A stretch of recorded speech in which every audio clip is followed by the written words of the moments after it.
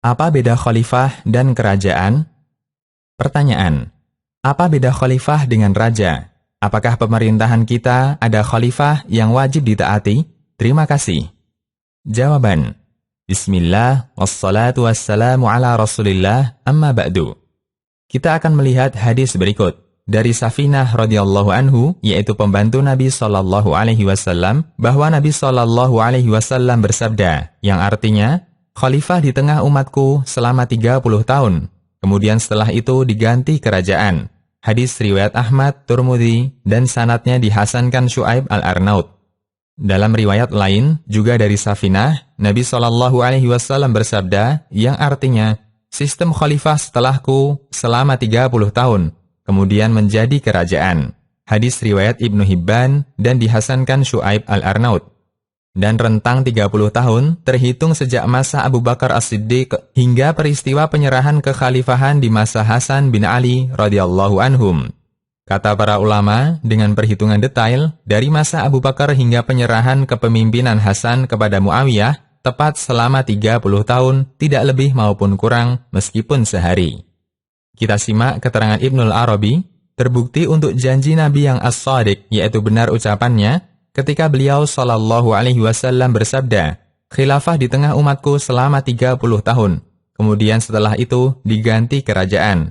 Masa khilafah dari Abu Bakar, Umar, Utsman, Ali, dan Hasan tidak tambah maupun kurang walaupun sehari. Maha suci zat yang al-muhit, yaitu maha meliputi, tiada rob selainnya. Ahkam Al-Quran. Itu bisa kita rinci.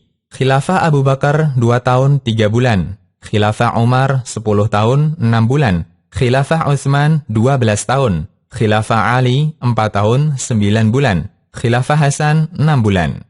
Syarah Akidah At-Tahawiyah. Setelah masa khilafah selesai, manusia pertama yang menjadi raja adalah Muawiyah radhiyallahu anhu, dan beliau adalah raja terbaik di alam ini. Imam Ibnu Abil Iz mengatakan, raja pertama di tengah kaum muslimin adalah Muawiyah radhiyallahu anhu, dan beliau adalah raja terbaik di tengah kaum muslimin. Dan beliau berhak menjadi pemimpin setelah Hasan bin Ali menyerahkan tampuk kekhalifahan kepadanya, radhiyallahu anhum. Syarah Akidah Tahawiyah. Dan kaum muslimin Ahlus Sunnah sepakat bahwa Muawiyah adalah sahabat mulia yang memiliki banyak manakib, yaitu keutamaan. Ibnu Abbas pernah mengatakan, saya belum pernah melihat ada orang yang lebih bagus akhlaknya ketika menjadi raja melebihi Muawiyah. Hadis riwayat Abdur Razzaq, sanadnya sahih. Mencela Muawiyah radhiyallahu anhu termasuk tindakan maksiat, dan beliau adalah gerbang kehormatan sahabat. Abu Taubah Al-Halabi mengatakan, sesungguhnya Muawiyah bin Abi Sufyan adalah tabir bagi para sahabat Rasulullah sallallahu alaihi wasallam. Siapa yang menyingkap tabir itu, dia akan menyakiti kehormatan orang yang berada di balik tabir. Al-Bidayah wan Nihayah. Apa beda raja, yaitu penguasa, dengan khalifah? Hadis di atas menjelaskan bahwa sistem pemerintahan hanya ada 2, khilafah dan kerajaan. Mengenai perbedaan antara khilafah dan kerajaan, kesimpulan yang paling bagus dalam hal ini, 1. Khalifah adalah pemimpin sama sekali tidak mengambil manfaat dari kekuasaannya untuk kepentingan pribadinya, sekalipun dalam masalah yang mubah. 2. Raja adalah pemimpin yang mengambil manfaat dari kekuasaannya untuk kepentingan pribadinya. Berikut keterangan dari Dr. Abdul Aziz Ar-Rais yang beliau simpulkan dari Risalah Syekhul Islam. Perbedaan antara khilafah dan kerajaan, bahwa 2 kata ini jika disebutkan bersamaan dalam satu kalimat, maka maknanya berlainan. Dan jika disebutkan sendiri-sendiri, maka khilafah mencakup raja. Selanjutnya, beliau sebutkan perbedaan khilafah dan kerajaan. Adapun khalifah, seperti yang dipuji dalam hadis, adalah orang yang tidak mengambil manfaat dari kekuasaannya sedikit pun untuk pribadinya, sampai pun dalam masalah yang mubah. Namun dia gunakan kekuasaannya untuk mendukung agama Allah, mengajak manusia mengamalkan yang wajib dan sunnah, serta meninggalkan yang haram dan makruh. Sementara untuk pribadinya, dia tidak memanfaatkannya sama sekali. Selanjutnya, beliau jelaskan bedanya dengan kerajaan. Sementara untuk raja, dia mengambil sebagian manfaat dari kekuasaannya untuk kepentingan dunianya. Karena itu, raja pertama dalam Islam adalah Muawiyah bin Abi Sufyan radhiyallahu anhuma.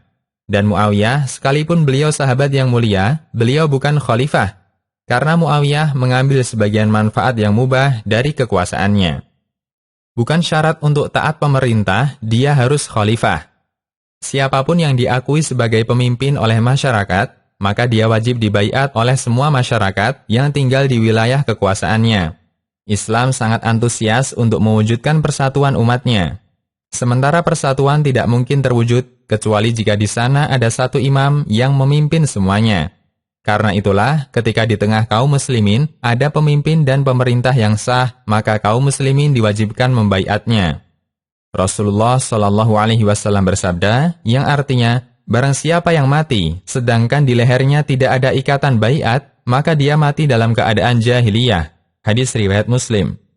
Nabi Shallallahu Alaihi Wasallam menyebutnya mati dalam kondisi jahiliyah karena manusia yang hidup di zaman jahiliyah mereka tidak punya pemimpin satu negara, adanya pemimpin kabilah-kabilah kecil, sehingga peluang terjadinya peperangan antar suku sangat besar.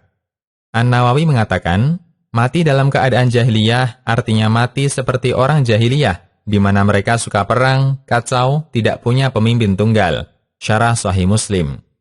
Dalil bahwa pemimpin yang telah dibaiat wajib ditaati adalah hadis dari Abu Hurairah radhiyallahu anhu. Nabi Shallallahu Alaihi Wasallam bersabda, yang artinya, dulu Bani Israel selalu dipimpin oleh nabi mereka. Jika ada satu nabi yang meninggal, akan digantikan nabi berikutnya. Sementara tidak ada nabi setelahku, dan akan ada khalifah-khalifah, dan mereka banyak. Para sahabat bertanya, apa yang Anda perintahkan untuk kami? Penuhi orang yang dibaiat pertama, lalu tunaikan hak mereka, karena Allah yang akan meminta pertanggungjawaban kepada mereka terhadap kekuasaan yang mereka pegang. Hadis riwayat Bukhari. Pemerintah tidak boleh berbuat maksiat. Tidak ada manusia yang maksum setelah Nabi Shallallahu Alaihi Wasallam. Siapapun dia pasti pernah berbuat maksiat. Jika syarat untuk menjadi presiden adalah orangnya tidak boleh bertindak maksiat, maka tidak ada yang berhak jadi presiden di Indonesia maupun negara lainnya. Jika orang berharap bahwa pemimpin negara adalah manusia yang bersih dari semua kesalahan, berarti dia berangan-angan negara itu harus dipimpin seorang nabi, dan itu mustahil. Keyakinan bahwa pemimpin harus bersih dari dosa dan kesalahan adalah doktrin Syiah Rafidhah.